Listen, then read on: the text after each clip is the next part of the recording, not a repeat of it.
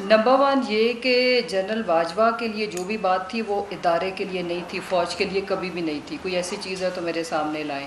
Number two, Khan साहब से मेरी जितनी भी बात हुई है वो लैंडलाइन से कॉल कर रहे थे। हमारी 11 दफ़ा बात हुई है और मुझे भी पता था कि रेगुलर उस पर हो रही है। खान साहब को भी पता था कि एक एक लफ्ज़ हमारा रिकॉर्ड हो रहा है।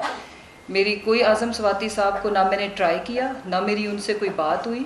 वो अपनी फैमिली के लिए परेशान थे और उनके जो केस के लिए जो आपने सोचें कि अगर कोई इस तरह की बात हुई होती तो वह ज़ाहिर है चैनल्स पे चलनी थी।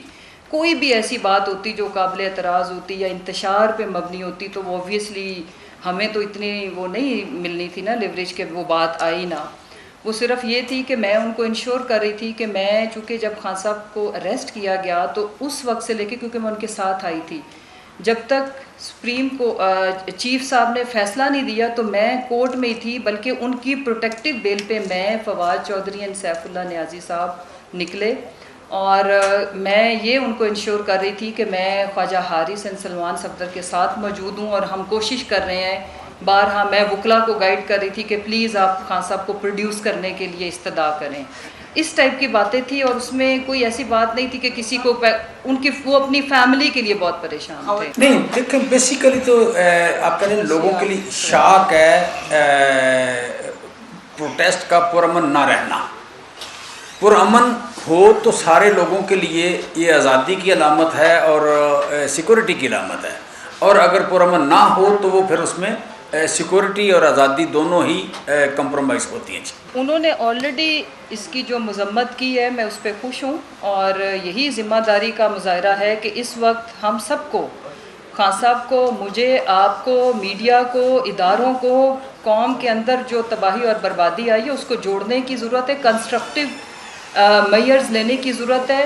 कौम, मुल्क बचना चाहिए, हमारी ईगो छोटी होनी चाहिए और आगे हमें ये सोचना चाहिए कि पाकिस्तान के लिए बेहतरी क्या हो सकती है, क्या ऐसा लाया अमल बने कि जिसमें सब हंसी खुशी ज़िंदगी गुजारें, और मुल्क को गरीब तबके के लिए हम क्या कर सकते हैं और मुल्क को डिफ़ॉल्ट होने से हम कैसे बचा सकते हैं, एक दूसरे की इज़्ज़त व एहतराम को रखते हुए।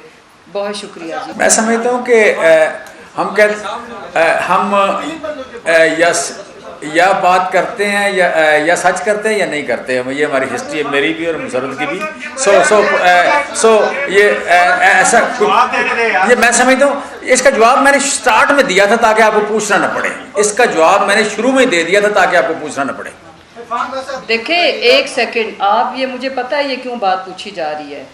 आपकी किसी जॉब आप कहीं करते हो, आपने 1 साल गुजारा हो और आपकी खाली ट्रांसफ़र हो तो जाहिर है ये कोई, आप, हम इंसान ही है ना, गोश्त पोश्त के बने हुए।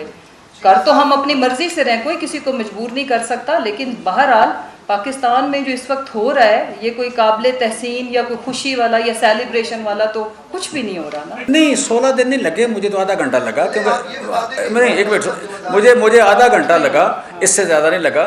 सो मैं समझता हूँ कि मैंने ये जो जितने भी आप ये सवाल जो है इसका जवाब पहले मैं दे चुका हूँ। Thank you very much ji.